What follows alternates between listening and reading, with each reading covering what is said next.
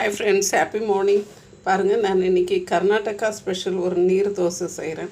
இது பார்த்திங்கன்னா கொஞ்சம் நைட்டே அரிசியை நம்ம கழுவிட்டு ஊற போட்டுடணும். அதை காலையில் அதை எடுத்து நல்லா தண்ணியை அரைச்சிக்கிட்டு நம்ம தோசை சுடலாம். அதுக்கு தேவையான பொருள் தேங்காயும் அரிசியும் மட்டும்தான்.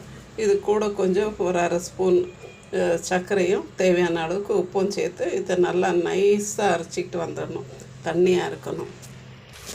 பாருங்கள் ஃப்ரெண்ட்ஸ், இப்போ நம்மளுடைய அந்த அரிசி, தேங்காய், ஒரு அரை ஸ்பூன் சர்க்கரை, அரை ஸ்பூனோ ஒரு ஸ்பூனோ உங்கள் இஷ்டம் போட்டுக்கிடலாம்.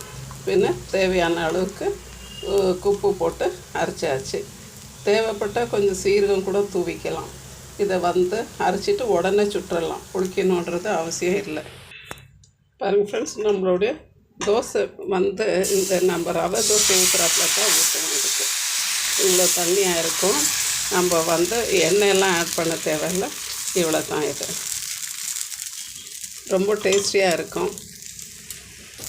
பாருங்கள் ஃப்ரெண்ட்ஸ், இப்போ திருப்பி போட்டு எடுத்துடலாம். ரொம்ப ஈஸியாகவும் இருக்கும், டேஸ்டியாகவும் இருக்கும், சிம்பிளாகவும் இருக்கும் நம்மளுக்கு. இது ஆக்சுவலாக பார்த்தா ஃபுல் அண்ட் ஃபுல் பச்சரிசி தான். Raw rice. அப்போ தேங்காய் நம்மளுக்கு தேவைப்பட்டால் ஆட் பண்ணலாம், இல்லைன்னா அதுவும் நம்ம ஸ்கிப் பண்ணிடலாம். கணக்காக உப்பு, அந்த சுகரும் நம்மளுக்கு தேவைப்பட்டால் ஆட் பண்ணலாம். இங்கே சுகர் இல்லாமல் அவங்க எதுவும் செய்ய மாட்டாங்க கர்நாடகாவில். ஸோ நான் ஒரு அரை ஸ்பூன் சுகர் போட்டிருக்கேன். இதுக்கு உப்பு போட்டிருக்கேன்.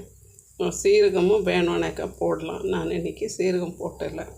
இது ரொம்ப ஈஸியாகவும் ரொம்ப டேஸ்டியாகவும் இருக்கும். ரொம்ப ஃபேமஸான நீர் தோசை, கர்நாடகா ஸ்பெஷல். பாருங்கள் ஃப்ரெண்ட்ஸ், நம்மளுடைய நீர் தோசை வித் கார சட்னி அண்ட் ஆஸ் யூஷுவல் தேங்காய் சட்னி ரெடி ஆகிடுச்சு. எல்லாம் சாப்பிட்டு பார்த்துட்டு என்ஜாய் பண்ணுங்க. இது கர்நாடகா ஸ்பெஷல்.